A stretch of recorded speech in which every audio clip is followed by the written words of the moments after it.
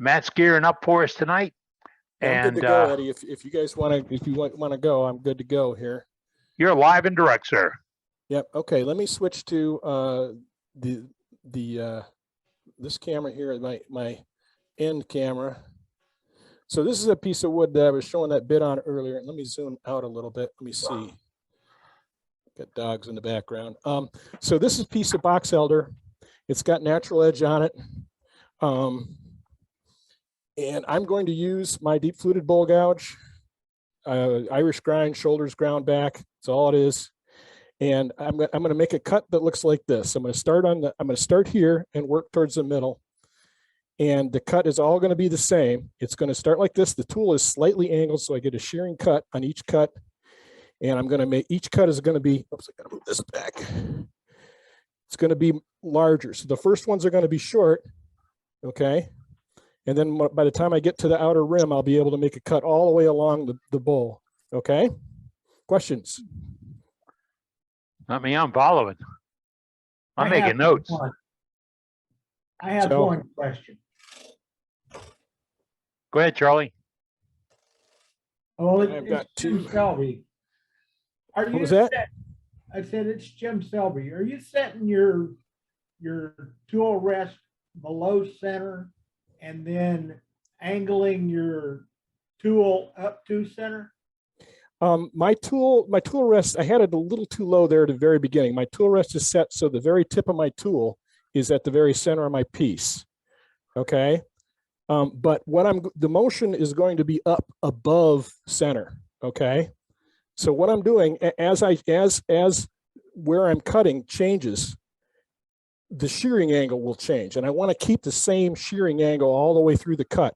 So I'm going to rotate the tool and roll the tool as I cut. Okay. Does that make sense? That does. I was talking about just in general that you set the tool rest below center and then angle your tool where you're basically at center. You can do that if you practice and get it right. It does take a little bit of practice to get that movement right, and everybody will do it differently, I'm sure. Okay.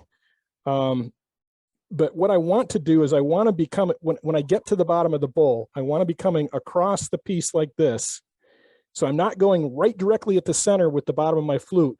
The tool is rolled a little bit, so I'm getting a shearing cut and smooth shearing cut, so it doesn't pop as I get to the middle, if that makes sense. I follow that. And if you, like he said, if you practice it and can use it, it'll work. But if you look at the manuals that come with the lathes, they say set it at dead center. No, set it where you can get the best cut out of that tool. So the cut, like a lot of the temptation is to go right straight at the center. And then when you get to the center, you're going to get a little dimple in there. Y'all can see that dimple. But if I'm coming across like this, whoops, that's a very bad cut. If I'm coming across like this, then I can take that dimple right out. As long as I'm not going right straight at it with the bottom of the flute, but I'm coming at it with the tool tilted a little bit and riding the bevel.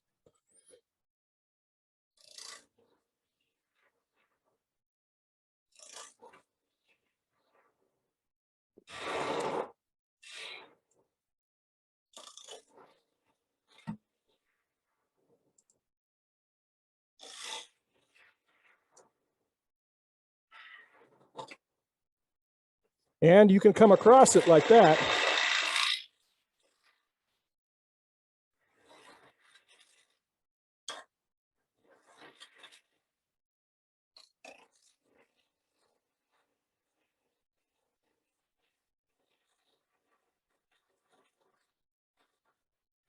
Anybody but me dodging the shavings? And that's how that's done. I got a dimple.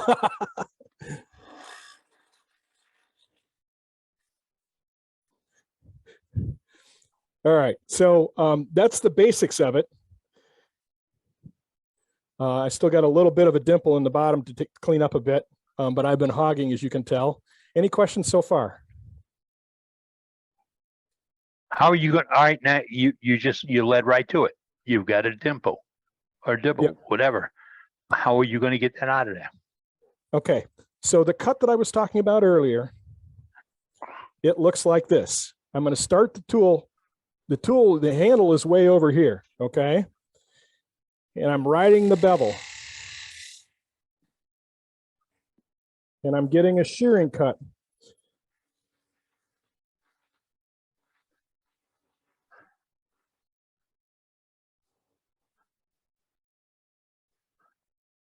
Yeah, that screwed it up.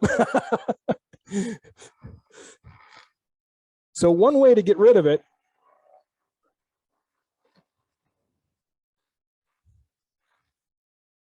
is to come back the other way. And what I'm doing here is I'm also getting a shearing cut with the tip of the flute.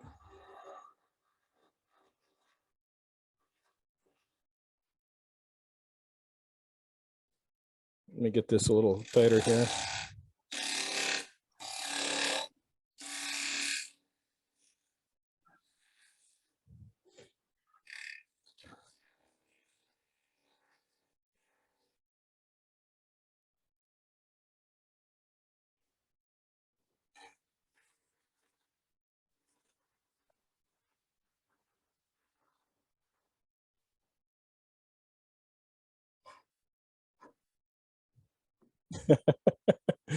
But that's the general idea. Am I still there? Questions? You're still here. Go ahead. It would have been perfect had you not been demoing, Matt. Yeah, I know. It would have. What I need to do is do this. Great job. What I need to do is do this because I'm having trouble keeping it, and maybe here I need to drop the tool rest a little bit. And what I need to do, whoever asked that question earlier about dropping the tool rest, that's actually a pretty good idea. So whenever you change the tool rest, make sure everything rotates. But the goal is to get on here. Does this wash it out? Okay. The goal is to get on your bevel and ride it across like that to the center. Matter of fact, let me try something else here.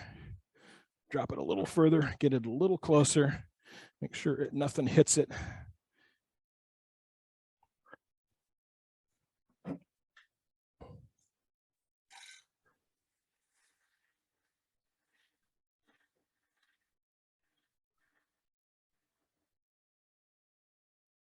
There it is. That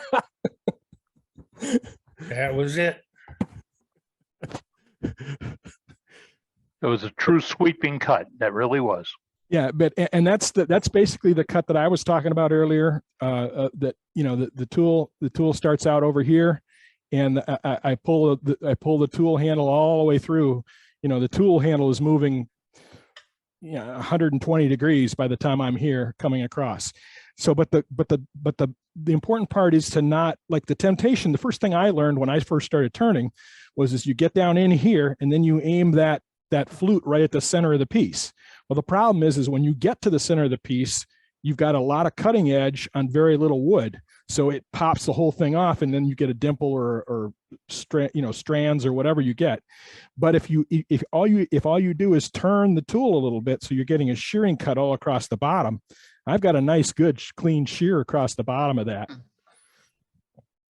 So that's how that's done.